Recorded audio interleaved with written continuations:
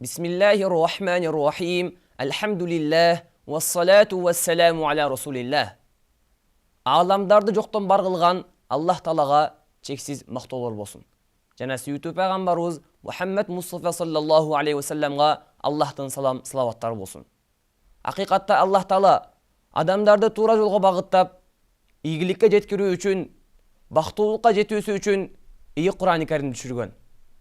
Құран-ы Кәрім өз ішіне алғашқы жана кейінки дүниелік жана ақыреттік бардық илимдерди камтыйт. Аллах Таала жалпысынан Құран-ы Кәрімде 114 сүрө түшүргөн.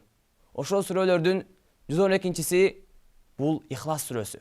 Ихлас сүрөсү кыска болгону менен бирок анын мааниси өтө терең.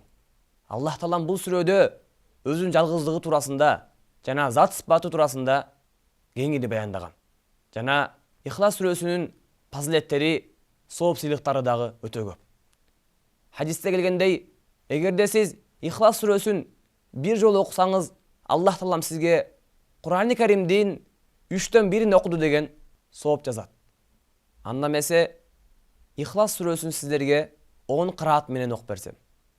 Албетте, эң алгач коомчулукта жана ааламда өтө көп таралган Хафс риwayat менен окуйбуз, андан кийин башка кырааттарды окуйбуз.